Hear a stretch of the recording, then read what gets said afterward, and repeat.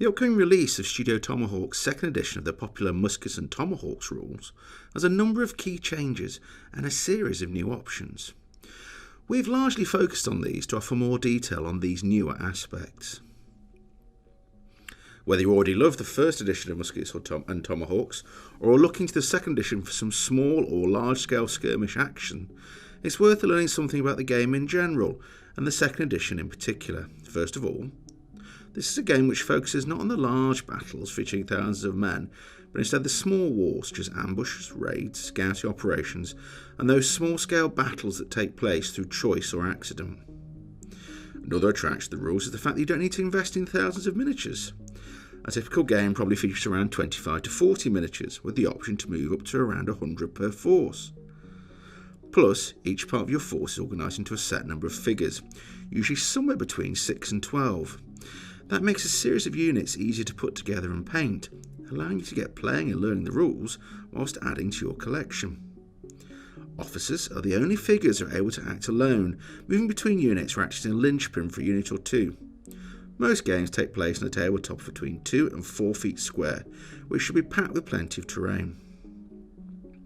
Each of the player's units is defined by its generic troop type and a series of stats: discipline, which determines the unit's potential reaction to taking casualties, providing a target number for a reaction test; shooting, aggression, and defence, which each have a numerical value; and a number of traits, the special rules are used by that troop type. All movement is the same fixed value of 4 inches, although this may be enhanced by bonuses such as traits. Scouts, for example, allows a +1 to movement, and being mounted, like cavalry, gains a +6 movement. The second edition of the game now uses a 10-sided dice for shooting, close combat and troop reactions. This is a major change to the previous version, providing a greater range of potential results. However, it is worth noting that the game uses 0 or 10 as a 0 result, not as the more traditional perfect 10. A number of dice are rolled as per the number of figures in a unit, aiming for a result which is equal to or higher than the relevant characteristic. For example, when shooting, a unit of French line needs a 6+ to score a hit with its muskets, and an Indian unit with an aggression of 4+ would need a 4 to 9 on a D10 to strike a blow in close combat. One of the first of the main changes to gameplay has been that made to the use of cards. In the first edition of the game, troop cards were used. These represented each of the troop types, under such generic titles as regulars, Indians or civilians. When a troop card was played, any units with that allocated troop type was eligible to perform an action. For example, if a regular card was played, all the units with that troop type could act, usually with movement or shooting. The use of the card system remains at the core of the Muskets and Tomahawks 2 version, but has been built upon to add more options. First of all, each game universe supplement will come with its own deck of cards. In this way, the particular nuances of the troop types and weapons during that period will be covered, adding different tactical options. Before each game starts, a game deck is prepared, which is designed to include cards drawn from all the troop types relevant to that scenario. The troops type will detect the actual number of cards which are added to the deck. For example, in the case of the already available Redcoats and Tomahawks cards, if at least one Indian unit is present in a player's force, all 4 Indian cards from the main deck will be placed into the game deck. However, if either player is using the provincial's troop type, basically militia or similar drawn from the colonial populace, there are only 3 cards in total for that troop type, so all 3 cards are placed into the game deck. This use of the card activation system is that there isn't a formal turn sequence to the game. Players alternate the use of cards and command points till the actual end of a scenario. The game is about creating a narrative within the context of an encounter between 2 or more forces, and most narratives don't have the jerkiness of typical wargame rules, with one side waiting patiently whilst the other carries out all the actions with their figures in an I go, you go style. Warriors in a skirmish encounter are fighters, acting and reacting, not bystanders. Another major change to the structure of the game is the acquisition of command points and the use of the same to activate command abilities. As mentioned above, each time a player uses a card to activate one of their opponent's troop types, they receive a command point. In addition, When a forward boys card is played, a player may choose to take command points rather than activating an officer or elite unit, gaining as many points as you have officers in your force, plus an additional 1. The total number of points accrued using both these methods may never exceed 10. These points are used to replace the use of a card from a player's hand, and are spent on any command abilities instead, with each ability having a cost in points which must be paid. These command abilities are listed in the core rulebook, each of which costs between 1 and 4 points, depending upon the effects of the ability. The more powerful it is, the more points it costs.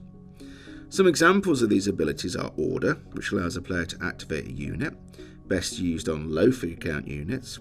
It's 1 command point per figure, and great to react to your opponent's actions in a hurry. Hark allows a player to give the unit the vigilance status, allowing them to shoot during an opponent's activation.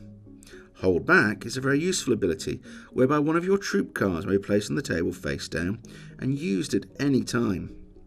Of course, this uses up 2 cards from your game hand, bringing a player closer to being able to replenish and providing them with a reserve unit which may be activated. A key feature of the rules are 2 main concepts, spotting and reaction tests, which are both resolved using separate tables found in the rulebook and on the quick reference sheet. Given that games don't take place on flat, featureless planes, spotting is the ability for the troopers on the tabletop being less able to see their enemy than the god's eye view enjoyed by the gamer. Line of sight encompasses pretty much the whole table, but you have to spot the enemy amidst the reality of an area full of trees, buildings, fences, walls, undergrowth, etc. The spotting table starts at 96 inches, with modifiers added or subtracted based upon a troop type's traits, the amount of intervening terrain, and the ability of the target unit to blend into it. The better or worse the modifiers, the more liable or otherwise that one unit can spot and shoot at another. Weather also has an effect on the ability to spot the enemy. A reaction test is taken as a result of casualties, hits, and a number of other factors. The table outlines the various modifiers, with tests being taken against the discipline stat for that troop type. For example, trained troops are more able to hold their ground, perhaps only becoming shaken by enemy fire rather than making a tactical retreat. However, skirmishers are more likely to retire and look for a new place to regroup in the same circumstances. And those classed as warriors will act with great bravery until they can take no more, thereafter proving to be very difficult to return to the fight. The original rules system was very focused upon the French-Indian Wars of the late 18th century. The new version of the rules is actually aimed at embracing the whole so-called Black Powder era, starting around the 7 Years' War, the French-Indian War, all the way down to the African colonial period. The core rulebook covers the generics of the Small War, focusing upon skirmish-level combat, between as few as 30 and as many as hundreds of figures per side. Information is provided in the use of profiles and attendance stats of the figures under your command, the role of officers and other leaders, the basic turn sequence, generic weapon information, and the methods used to classify terrain, etc. This leaves the new Muskets and Tomahawks rulebook as a playable set of generic rules, the centre of a core game universe, in much the same way as the second edition of the Saga Dark Age skirmish rules now functions. The fundamental difference in setting focus for this new version of the rules is the fact that players are able to pick their chosen gaming universe as they wish. To that end, Studio Tomahawk have a number of supplements planned to cover the various periods. The first of these is Redcoats and Tomahawks, which covers the various wars in North America from the 18th to the early 19th century. The book provides specific stats and gameplay information for the French and Indian Wars, the American War of Independence, and the War of 1812. In addition, I'm a list for each of the forces involved are provided, covering all 3 periods and embracing suitable scenarios, missions, and quirky aspects, such as civilians defending their homes from Indian attacks. Based upon the photographs of miniatures shown in the core rulebook, it's easy to see the foci for future releases: the American Civil War, plus a number of British Imperial conflicts, including the Indian Mutiny and Anglo-Zulu Wars.